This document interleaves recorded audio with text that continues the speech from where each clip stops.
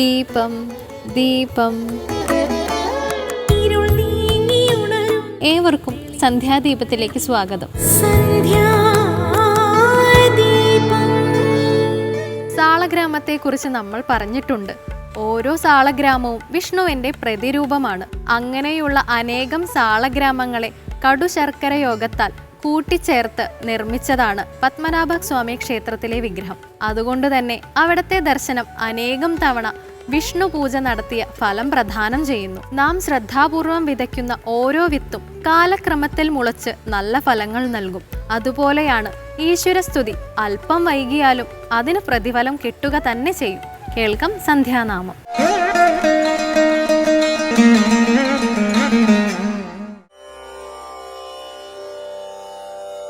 ഭജരേ ഗോപാലം ഭജ ഗോപാലം ഗോപാലം. ഭജരേ ഗോപാലം ഭജ ഗോപാലം ഗോപാലം. ഭജരേ ഗോപാലം ഭജ ഗോപാലം ഗോപാലം.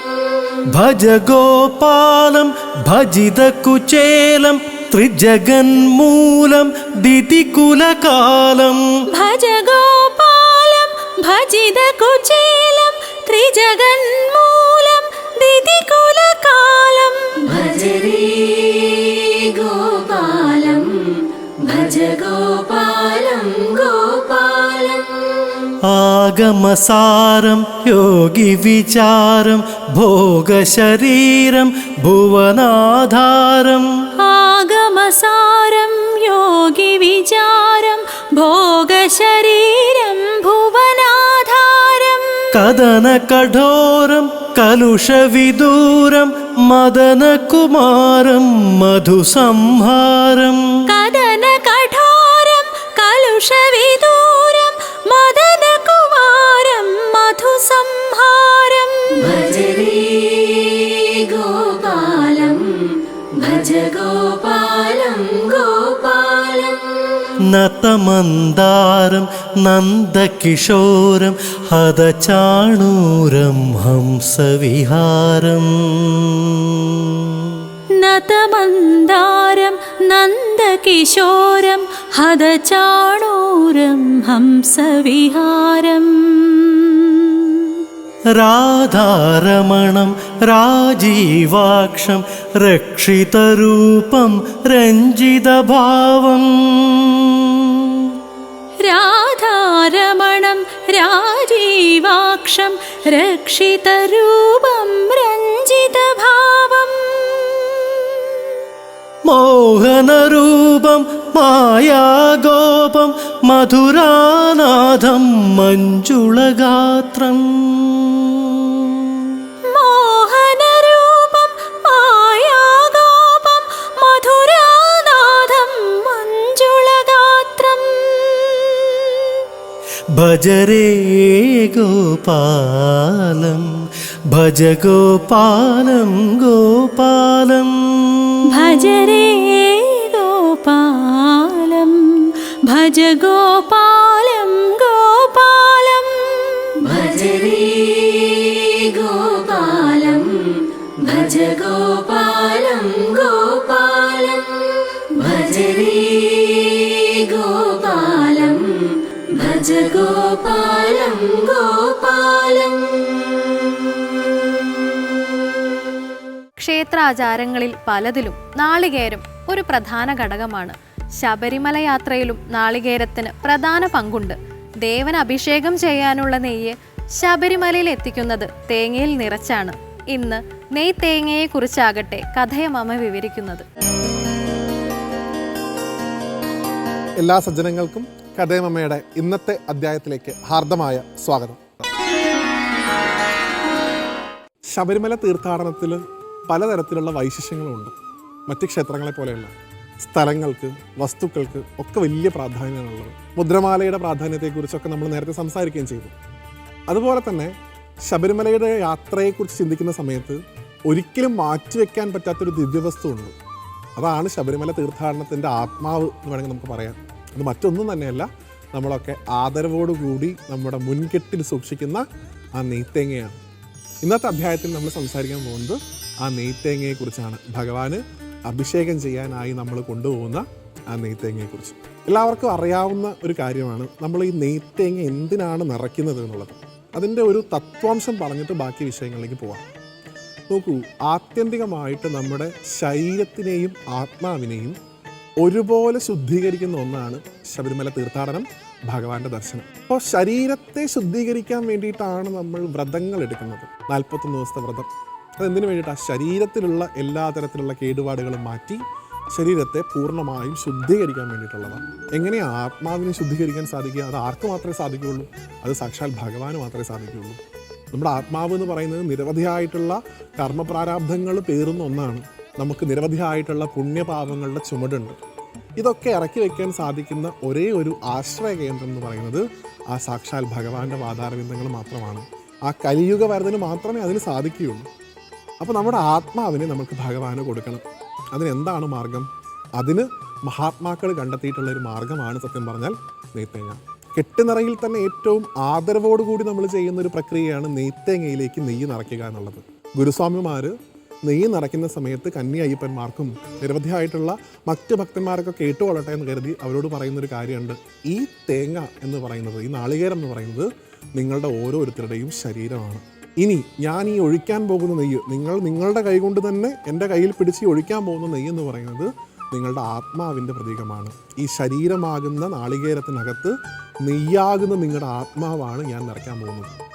ഈ ആത്മാവിൻ്റെ ശുദ്ധാശുദ്ധങ്ങളെയൊക്കെ നിർണയിച്ചുകൊണ്ട് അതിനെ പരിശുദ്ധിയിലേക്ക്, മോക്ഷത്തിലേക്ക് നയിക്കണം എന്നുണ്ടെങ്കിൽ ഈ നെയ്യാകുന്ന ആത്മാവിനെ ഭഗവാന് സമർപ്പിക്കണം, ഭഗവാന് അഭിഷേകം ചെയ്യണം. അപ്പോൾ ശരീരത്തിലുള്ള ഈ നെയ്ത്തേങ്ങയെ നമ്മൾ സന്നിധാനത്തേക്ക് നമ്മുടെ തലയിൽ തലച്ചുമടായിട്ട് കൊണ്ടുപോകുന്നു. എങ്ങനെയാണോ നമ്മുടെ പുണ്യവും പാപവും ഒക്കെ നമ്മൾ ചുമക്കുന്നത്, അതുപോലെ ഈ നെയ്ത്തേങ്ങയെ നമ്മൾ ചുമന്നു കൊണ്ടുപോകുന്നു. എവിടെയാണ് നെയ്ത്തേങ്ങ സൂക്ഷിക്കുന്നത്? മുൻകെട്ടിലാണ്. കാരണം ഭഗവാന് അഭിഷേകം ചെയ്യാനുള്ള ദ്രവ്യമാണ് അതിനകത്തുള്ളത്. ആ മുൻകെട്ടിൽ അത് ഏറ്റി ഭഗവാന്റെ 18 പടികൾ കടന്ന് സന്നിധാനത്തെത്തുമ്പോൾ നമുക്ക് ഇനി വേണ്ടത് ഭഗവാനിലേക്ക് നമ്മുടെ ആത്മാവിനെ കൊടുക്കുക എന്നുള്ളതാണ്, ശരീരത്തെ ഉപേക്ഷിക്കുക എന്നുള്ളതാണ്. അതിന് ആ തേങ്ങ പൊട്ടിച്ച് അതിനകത്തുള്ള ആ നെയ്യ്, ആ ദിവ്യവസ്തുവിനെ വളരെ ശ്രദ്ധയോടുകൂടി മറ്റൊരു പാത്രത്തിലേക്ക് നമ്മൾ മാറ്റുന്നു. ഇപ്പോൾ ബാക്കി വന്നിട്ടുള്ള ആ തേങ്ങയുടെ അവശിഷ്ടം അത് നമ്മുടെ ശരീരമാണ്. ഈ ശരീരമല്ല ഭഗവാന് വേണ്ടത്, നമ്മുടെ ആത്മാവാണ്. അതുകൊണ്ട് ആ ശരീരമാകുന്ന തേങ്ങയെ നമ്മൾ ശബരിമലയിൽ തന്നെയുള്ള ആഴിയിൽ ഉപേക്ഷിക്കുന്നു. അവിടെ കത്തുന്ന നെയ്ത്തേങ്ങ കാണുന്ന സമയത്ത് നമ്മുടെ മനസ്സിലേക്ക് വരേണ്ടത് ഈ കത്തുന്നത് വെറും നാളികേരമല്ല, എൻ്റെ ശരീരമാണ്. എൻ്റെ ആത്മാവിത നെയ്യായി എൻ്റെ കയ്യിലുണ്ട്. ഇനി ആത്മാവിനെ ഞാനിതാ ഭഗവാന്റെ ദേഹത്തൂടെ അഭിഷേകം ചെയ്യാൻ പോകുന്നു. അതിലൂടെ ഞാനും ഭഗവാനും ഒന്നായി തീരാൻ പോകുന്നു. എന്താണോ ഭഗവാൻ വരുന്ന ഓരോ ഭക്തനോടും ആത്യന്തികമായിട്ട് പറയുന്നത്, നിന്നിലുള്ളതും എന്നിലുള്ളതും ഒരേ ചൈതന്യമാണ് എന്നുള്ള ആ വേദവാക്യം പ്രത്യക്ഷത്തിൽ നമുക്ക് അനുഭവിക്കാൻ സാധിക്കുന്ന ഒരു രംഗമാണ് ഭഗവാന്റെ നെയ്യഭിഷേകം. ആ നെയ്യഭിഷേകത്തിന് കാരണമായി പ്രവർത്തിച്ച വസ്തുവാണ് നെയ്ത്തേങ്ങ. അതുകൊണ്ട് തന്നെ അതിന് അത്രയധികം പ്രാധാന്യമുണ്ട്. നെയ്ത്തേങ്ങ നിറയ്ക്കുന്ന സമയത്ത് ഗുരുസ്വാമിമാർ പറയാറുണ്ട്, അതിൻ്റെ ഏറ്റവും മൂലഭാഗത്ത് സാക്ഷാൽ ബ്രഹ്മാവും സരസ്വതിയും ഇരിക്കുന്നതാണ്. നെയ്ത്തേങ്ങയുടെ മധ്യഭാഗത്ത് വിഷ്ണുവും ലക്ഷ്മിയും ഇരിക്കുന്നതാണ്. നെയ്ത്തേങ്ങയുടെ ഏറ്റവും അഗ്രഭാഗത്ത് മഹാദേവനും ശ്രീപാർവതിയും സാന്നിധ്യം ചെയ്യുന്നതാണ്. അങ്ങനെയുള്ള ഒരു തേങ്ങയിലേക്കാണ് ആത്മാവാകുന്ന നെയ്യിനെ നമ്മൾ ഒഴിക്കുന്നത്. ആ ആത്മാവാകുന്ന നെയ്യാണ് ഭഗവാന്റെ ശരീരത്തിലൂടെ അഭിഷേകം ചെയ്യപ്പെടുന്നത്. അപ്പോൾ ആത്യന്തികമായിട്ട് അവിടെ നടക്കുന്നത് എന്താണ്? നമ്മളും ഭഗവാനും ഒന്നായിത്തീരുന്ന പ്രക്രിയയാണ്. തത്വമസി എന്ന് നമ്മൾ വിളിക്കുന്ന എന്തോ അതുതന്നെയാണ് നെയ്യഭിഷേകം. ഒരു തർക്കമില്ല അതിന്. നമ്മളും ഭഗവാനും ഒന്നായിത്തീരുന്നു. നമ്മൾ നമ്മുടെ സർവസ്വവും ഭഗവാന്റെ ദേഹത്ത് അഭിഷേകം ചെയ്യുന്നു. നമ്മുടെ പുണ്യവും പാപവും എന്തൊക്കെ നമുക്കുണ്ടോ അതൊക്കെ നമ്മൾ ഭഗവാന് കൊടുക്കുന്നു. നമ്മുടെ ശരീരം നമ്മൾ ആഴിയിൽ എറിഞ്ഞു കളയുന്നു. ഇനി പുതിയൊരു ജീവിതമാണ് എന്നെ കാത്തിരിക്കുന്നത്. ഇത്രയും നാൾ ഞാൻ ജീവിച്ച ഒരു ജീവിതത്തിലേക്ക് ഞാൻ ഇനി വീണ്ടും തിരിച്ചു പോവില്ല. ഭഗവാനെ, അങ്ങയിലൂടെ ശുദ്ധീകരിക്കപ്പെട്ട ആത്മാവാണ് ഇനി എൻ്റെ ദേഹത്തുള്ളത്. ആ ഉത്തരവാദിത്വത്തോടു കൂടി ഇനിയുള്ള കാലം ഞാൻ പ്രവർത്തിച്ചു കൊള്ളാം എന്നുള്ള ഒരു വാഗ്ദാനം ഭഗവാന് കൊടുക്കാൻ നമ്മൾ ഓരോരുത്തരും ആ സമയത്ത് ശ്രമിക്കേണ്ടതാണ്. യഥാർത്ഥത്തിൽ നെയ്യഭിഷേകം എന്ന് പറയുന്നത് ഭഗവാനും ഭക്തനും തമ്മിലുള്ളൊരു വാഗ്ദാനത്തിൻ്റെ രംഗമാണ്. എന്തിന്? ഭഗവാൻ നമ്മളോട് പറയുന്നു, നിൻ്റെ ആത്മാവിനെ ഞാനിതാ ശുദ്ധീകരിച്ച് നിൻ്റെ കൈകളിൽ ഏൽപ്പിക്കുന്നു. എന്തിന്? കൂടുതൽ ഉത്തരവാദിത്വത്തോടു കൂടി എന്നെ തന്നെ മനസ്സിലാക്കാൻ. ഒരു യാത്ര കൊണ്ട് ചിലപ്പോൾ അത് പൂർണ്ണമായി മനസ്സിലാക്കിക്കൊള്ളണമെന്നില്ല. ഇനിയും നീ എൻ്റെ അടുത്തേക്ക് വരും. ആത്യന്തികമായിട്ട് നിനക്കൊരു ദിവസം മനസ്സിലാവും, ഞാനും നീയും ഒന്നാണെന്നുള്ളത്. അത് പഠിപ്പിക്കുന്ന രംഗമാണ് ആ നെയ്യഭിഷേകം എന്ന് പറയുന്നത്. അതിലേക്ക് നമ്മളെ എത്തിക്കാൻ വേണ്ടി സഹായിച്ചതാണ് ആ നെയ്ത്തേങ്ങ. അപ്പം അതുകൊണ്ട് ആദരവോടുകൂടി ആ നെയ്ത്തേങ്ങ നിറയ്ക്കുക, ഭക്തിയോടുകൂടി അത് ഭഗവാന് സമർപ്പിക്കുക. നിരവധിയായിട്ടുള്ള ആളുകളുണ്ട് ഭഗവാനെ നേരിട്ട് ചെന്ന് കണ്ട് നെയ്യഭിഷേകം നടത്താൻ പറ്റാത്ത പാവപ്പെട്ട അമ്മമാരുടെ ചേച്ചിമാരുടെയൊക്കെ നെയ്ത്തേങ്ങകളൊക്കെ തന്നെ ഇരുമുടിക്കെട്ടിൽ കൊണ്ടുപോയി ഭഗവാൻ അഭിഷേകം ചെയ്യുന്ന എത്രയെത്രയോ അയ്യപ്പ ഭക്തന്മാരുണ്ട്.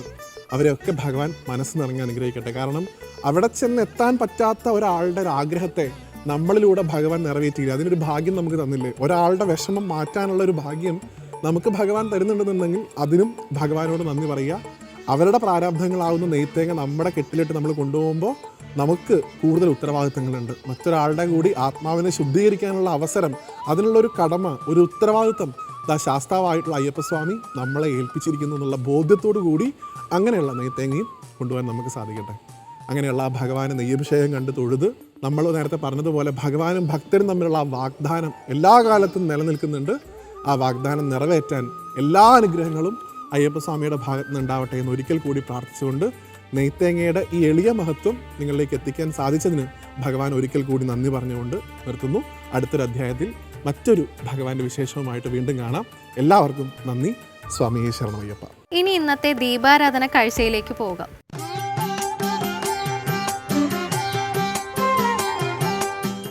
ഓം എന്ന നാമത്തിൽ നിന്ന് തന്നെയാണ് ഓമല്ലൂർ എന്ന പേരുണ്ടായതെന്ന് ഓമല്ലൂരിന്റെ ആത്മീയ ചരിത്രരേഖകൾ പറയുന്നു.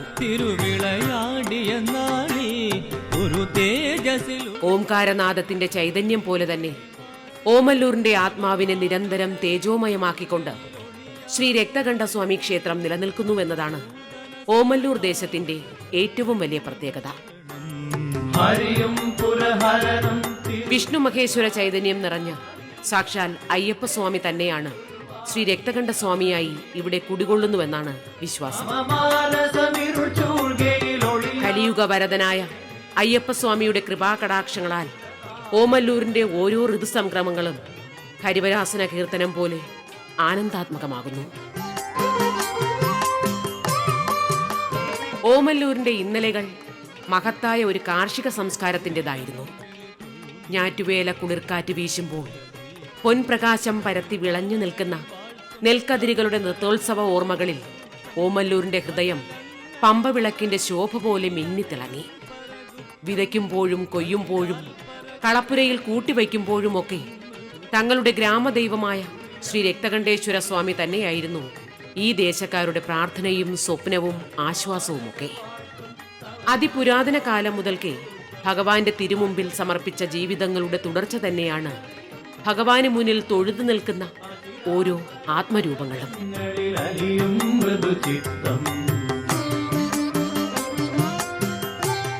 മധ്യ തിരുവിതാംകൂറിലെ അതിപുരാതന ക്ഷേത്രങ്ങളിൽ ഒന്നാണ് ഓമല്ലൂർ രക്തകണ്ഠസ്വാമി ക്ഷേത്രം.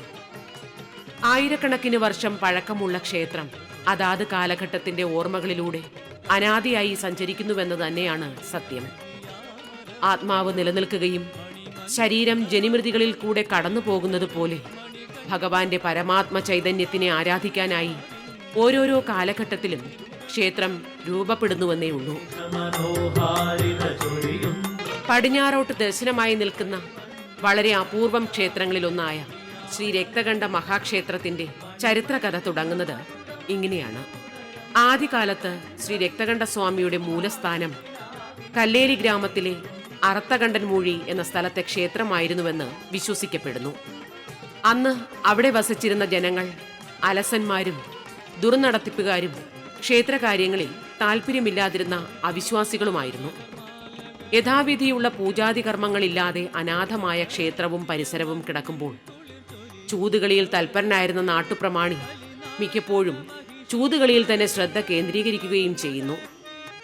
ചൂതുകളിയിൽ നിരന്തര പരാജയങ്ങൾ നേരിട്ടുകൊണ്ടിരുന്ന നാട്ടുപ്രമാണി തന്റെ പരാജയ കാരണം ക്ഷേത്രത്തിനുള്ളിലെ ദേവവിഗ്രഹമാണെന്ന് തെറ്റിദ്ധരിക്കുകയും തുടർന്ന് ഭഗവാന്റെ വിഗ്രഹത്തെ അടർത്തിയെടുത്ത് സമീപത്തുകൂടി ഒഴുകിയ അച്ഛൻ കോവിലാറിലേക്ക് എറിയുകയും ചെയ്തു. വിഗ്രഹത്തിലെ ദേവചൈതന്യം ദിവ്യപ്രകാശം വിടർത്തുന്ന അതിമനോഹരമായ ഒരു പുഷ്പത്തിന്റെ രൂപത്തിൽ പുഴയിലൂടെ ഒഴുകിക്കൊണ്ടിരുന്നു. നദീതീരത്തുള്ള പല ക്ഷേത്രങ്ങളിലെ ദേവതകളോടും പുഷ്പത്തിന്റെ രൂപത്തിൽ ഒഴുകി നടന്ന ദേവചൈതന്യം അഭയം ചോദിച്ചിരുന്നുവെന്നാണ് പറയപ്പെടുന്നത്. ഒടുവിൽ ഭഗവത് ചൈതന്യം പുഷ്പമായി ഒഴുകിയെത്തിയത് ഓമല്ലൂരിലെ ഉഴുവത്ത് ക്ഷേത്രക്കടവിലായിരുന്നു. സഞ്ജയഹരണം ധരനാകിയ പുലിവാഹന ശരണം. ഉഴുവത്ത് ദേവി ഭഗവത് ചൈതന്യത്തിന് അഭയം നൽകുകയും തനിക്കുള്ള നിവേദ്യത്തിന്റെ 3/4 പങ്കും ദേവചൈതന്യത്തിനുള്ളതാണെന്ന് സമ്മതിക്കുകയും ചെയ്യുന്നു. ദേവിയുടെ കാരുണ്യപ്രവാഹത്തിൽ സംപ്രീതനായ ഭഗവാൻ ഉഴുവത്തമ്മയുടെ ആതിഥ്യം സ്വീകരിച്ച് ഓമല്ലൂരിൽ കുടികൊള്ളാൻ തീരുമാനിക്കുകയും ചെയ്യുന്നു. മനുഷ്യ സ്പർശം കൊണ്ട് തന്നെ അവിടെ ഒരു ക്ഷേത്രമുണ്ടാകണമെന്ന നിയോഗം കൊണ്ട് തന്നെയാവണം ദിവ്യപ്രകാശം പരത്തി പുഴയിൽ കിടന്ന അത്ഭുത പുഷ്പത്തെ നദിയിൽ സ്നാനം ചെയ്തുകൊണ്ടിരുന്ന ഒരു സ്ത്രീയും കുട്ടിയും കാണാനിടയാകുന്നത്. കുട്ടിയുടെ നിർബന്ധത്തിന് വഴങ്ങിയ സ്ത്രീ അതിമനോഹരമായ പുഷ്പത്തെ നദിയിൽ നിന്നെടുത്ത് ഒരു താളിക്കിണ്ണത്തിൽ കടവിലെ പാറപ്പുറത്ത് വയ്ക്കുകയും തുടർന്ന് സ്നാനം കഴിഞ്ഞ് സ്ത്രീ താളിക്കിണ്ണവും പുഷ്പവും എടുക്കാൻ തുനിഞ്ഞപ്പോൾ താളിക്കിണ്ണം പാറപ്പുറത്ത് ഉറച്ചിരിക്കുന്നതായി അനുഭവപ്പെടുകയും എത്ര ശ്രമിച്ചിട്ടും താളിക്കിണ്ണവും പുഷ്പവും ഇളക്കി മാറ്റാൻ കഴിയാതെ സ്ത്രീയും കുട്ടിയും വിഷമിക്കുകയും ചെയ്തു. ഒടുവിൽ ഈ അത്ഭുത വിശേഷം അറിഞ്ഞ് നാട്ടുകാരും നാട്ടുപ്രമാണിമാരും എത്തിച്ചേരുകയും ദേവജ്ഞന്മാരെ വിളിച്ചു വരുത്തി പൂവിനുള്ളിൽ വസിച്ചിരുന്ന ദേവചൈതന്യത്തെ തിരിച്ചറിയുകയും ചെയ്യുന്നു. ദേവവിധി പ്രകാരം ഊരാളി എയ്യുന്ന അസ്ത്രം തറയ്ക്കുന്ന പ്രദേശത്ത് ക്ഷേത്രം നിർമ്മിക്കുവാനുള്ള തീരുമാനവും ഉണ്ടാകുന്നു. കിഴക്കോട്ട് ദർശനമരുളി ഭഗവാനെ ഇരുത്തി ക്ഷേത്ര നിർമ്മാണം പൂർത്തിയാക്കുകയും ചെയ്തു. പക്ഷേ അടുത്ത ദിവസം ക്ഷേത്രത്തിലെത്തിയ ഭക്തജനങ്ങൾ കണ്ട കാഴ്ച കിഴക്കോട്ട് ദർശനമായി പ്രതിഷ്ഠിച്ചിരുന്ന ഭഗവാന്റെ രൂപം സ്വയം പടിഞ്ഞാറോട്ട് ദർശനമരുളിയിരിക്കുന്നതായിരുന്നു. ഭഗവാനെ ഉപേക്ഷിച്ച കിഴക്ക് ദേശക്കാർക്ക് ദർശനമരുളാതെ ഭഗവാൻ പടിഞ്ഞാറ് ദേശക്കാരായ തന്റെ ഇഷ്ടപ്രജകൾക്ക് നേരെ ദർശനഭാഗ്യം അരുളി നിലയുറപ്പിച്ചുവെന്നാണ് ചരിത്രം പറയുന്നത്. അന്നു മുതൽ ക്ഷേത്രത്തിന്റെ കിഴക്കേ നട ഇന്നേ വരെ തുറന്നിട്ടില്ല എന്നതാണ് യാഥാർത്ഥ്യം. ലോകനായക സ്വാമി ദീനരക്ഷക ശിഷ്ടരക്ഷ ചെയ്തു നിത്യം വാണിടും. ഓമല്ലൂർ ശ്രീ രക്തകണ്ഠസ്വാമി ക്ഷേത്രത്തിന്റെ ചരിത്രവുമായി മറ്റൊരു കഥയും നിലനിൽക്കുന്നു. ഒരിക്കൽ ബ്രഹ്മാവും വിഷ്ണുവും തമ്മിൽ തർക്കമുണ്ടായത്രേ. ആരാണ് കേമൻ എന്നതാണ് തർക്കവിഷയം. മധ്യസ്ഥനായെത്തിയ മഹാദേവൻ ഇരുവരെയും പരീക്ഷിക്കാൻ എന്നോണം പറഞ്ഞ ആശയം ഇങ്ങനെയായിരുന്നു: ശിവലിംഗത്തിന്റെ അഗ്രം എവിടെയാണെന്ന് കണ്ടെത്തുന്നവർ ആരായിരിക്കും, അയാളാണ് യഥാർത്ഥ വിജയി എന്ന് പറയുകയും ചെയ്തു. ശിവലിംഗാഗ്രം കണ്ടെത്താനായി ബ്രഹ്മാവ് ആകാശത്തിലേക്കും വിഷ്ണു ഭൂമിക്കടിയിലേക്കും യാത്ര തിരിച്ചു. ബ്രഹ്മാവ് യാത്രക്കിടയിൽ ശിവലിംഗത്തിന്റെ ശിരസിൽ നിന്ന് താഴേക്ക് ഊർന്നു വീഴുന്ന കൈതപ്പൂവിനെ കാണുന്നു. ബ്രഹ്മാവും കൈതപ്പൂവും തമ്മിലുള്ള ഉടമ്പടി പ്രകാരം ബ്രഹ്മാവ് പാതി വഴിയിൽ യാത്ര ഉപേക്ഷിക്കുകയും ബ്രഹ്മാവ് ശിവലിംഗാഗ്രം കണ്ടെത്തി എന്നതിന് താൻ സാക്ഷ്യം വഹിച്ചുവെന്ന് കൈതപ്പൂ ശിവനോട് കള്ളം പറയുകയും ചെയ്തു. ഇത് കേട്ട് കോപാകുലനായ പരമശിവൻ ഒരിക്കലും പൂജയ്ക്കെടുക്കാത്ത പൂവായി തീരട്ടെ എന്ന് കൈതപ്പൂവിനെ ശപിക്കുകയും ചെയ്യുന്നു. ഉഗ്രരൂപിയായ ഭഗവാൻ മുന്നിൽ നിന്ന് ബ്രഹ്മാവിന്റെ 5ാമത്തെ തല നുള്ളിയെടുക്കുകയും ചെയ്തു. തുടർന്ന് ബ്രഹ്മദേവന്റെ ശിരസ് വിഷ്ണു ഭഗവാൻ കൈകളിൽ ഏറ്റുവാങ്ങുന്നു.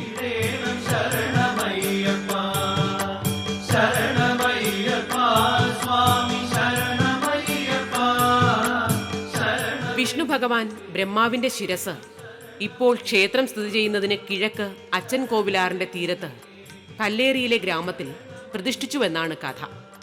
അങ്ങനെ പ്രതിഷ്ഠിക്കപ്പെട്ട ബ്രഹ്മാവിന്റെ ശിരസിനെ അർത്ഥകണ്ഠൻ എന്നറിയപ്പെടുകയും പിന്നീട് അത് രക്തകണ്ഠൻ എന്ന നാമത്തിലാകുകയും ചെയ്തുവെന്നാണ് ഐതിഹ്യം പറയുന്നത്. ഈ സ്ഥലത്തെ ഇന്നും അർത്ഥകണ്ഠൻ മൂഴി എന്നും അറിയപ്പെടുന്നു.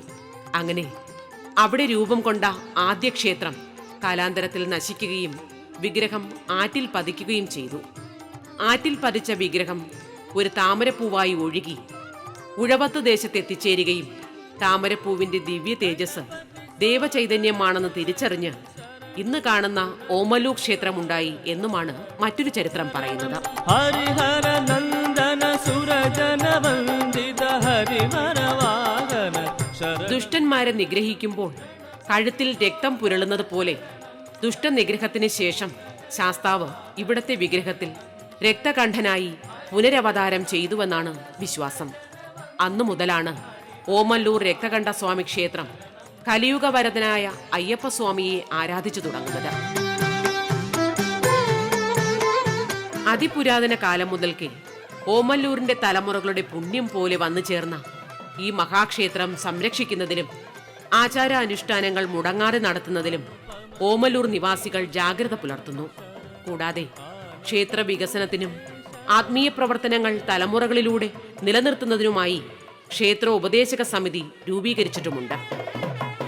സ്ത്രീകളുടെ ആത്മീയ സംഗമത്തിന് രൂപീകരിച്ച മാതൃസമിതിയുടെ നേതൃത്വത്തിൽ വിശേഷാൽ ദിവസങ്ങളിൽ നിരവധി ആത്മീയ പരിപാടികളാണ് നടത്തിവരുന്നത്. അങ്ങനെ ഓമല്ലൂർ നിവാസികൾ തങ്ങളുടെ കർമ്മവും ജീവിതവുമൊക്കെ ശ്രീ രക്തകണ്ഠേശ്വര സ്വാമിയിൽ സമർപ്പിച്ചു തന്നെയാണ് മുന്നോട്ടു പോകുന്നത്. ഭഗവാനോടുള്ള തങ്ങളുടെ അചഞ്ചലമായ വിശ്വാസം തന്നെയാണ് ജീവിത പ്രയാണത്തിലെ സർവ്വവിജയങ്ങൾക്കും ഐശ്വര്യങ്ങൾക്കും സമൃദ്ധിക്കും കാരണമെന്ന് ഓമല്ലൂർ നിവാസികൾ വിശ്വസിച്ചു പോരുന്നു.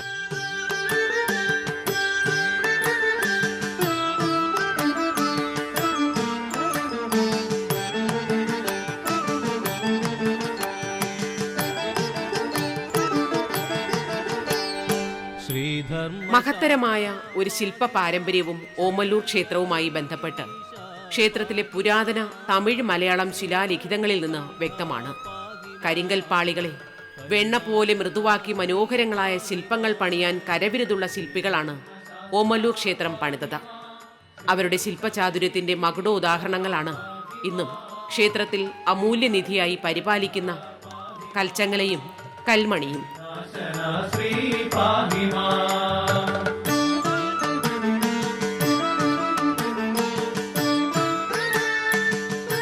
ക്ഷേത്ര നിർമ്മാണത്തിനായി എത്തിയ മേലതിൽ കുടുംബത്തിലെ ശില്പ വിദഗ്ധരാണ് ഇവ നിർമ്മിച്ചതെന്ന് കരുതപ്പെടുന്നു.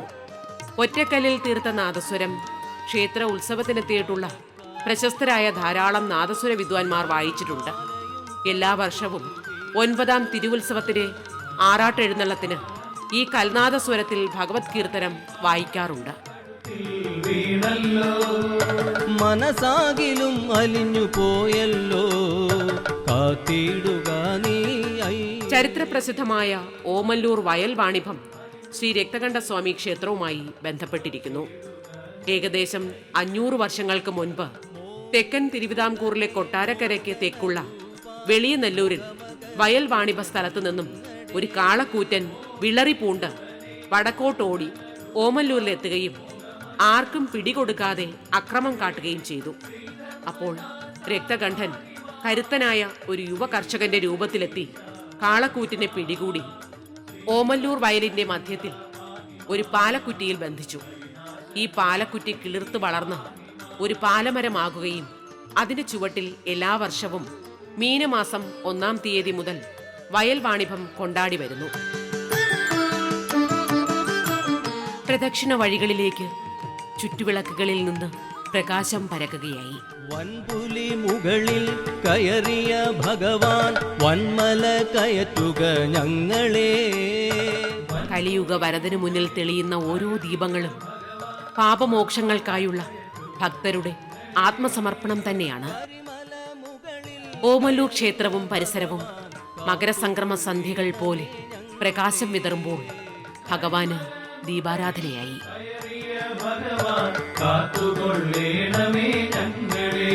പൊന്നു സ്വയരൂപത്തെ ഒന്നു കാണുവാൻ മലയാകെ നടന്നിതാ വന്നല്ലോ. സ്വയരൂപത്തെ ഒന്നു കാണുവാൻ മലയാകെ നടന്നിതാ വന്നല്ലോ. മണിപീഠത്തിൽ വാഴും ദൈവമേ കാത്തിടുക നീ ഞങ്ങളെ. മണിപീഠത്തിൽ വാഴും ദൈവമേ കാത്തിടുക നീ ഞങ്ങളെ. മോഹിനി സുതനെ മോഹന രൂപ മോഹമകറ്റുക ഞങ്ങളെ. മോഹിനി സുതനെ തെരുവോരങ്ങളിൽ കിടന്നുറങ്ങുന്ന ആൾക്കാരെ ശ്രദ്ധിച്ചിട്ടുണ്ടോ? എത്ര ശാന്തമായും സമാധാനമായുമാണ് അവരുറങ്ങുന്നത്. നഷ്ടപ്പെടാൻ ഒന്നും തന്നെയില്ല, ഒന്നിനെയും പേടിയുമില്ല. നമ്മുടെ സമ്പാദ്യം കൂടുന്തോറും നമ്മുടെ ജീവിതം ഭയവും അസ്വസ്ഥതയും കൊണ്ട് നിറയും. ഇന്നത്തെ സന്ധ്യാദീപം ഇവിടെ അവസാനിക്കുന്നു. ഏവർക്കും നന്ദി.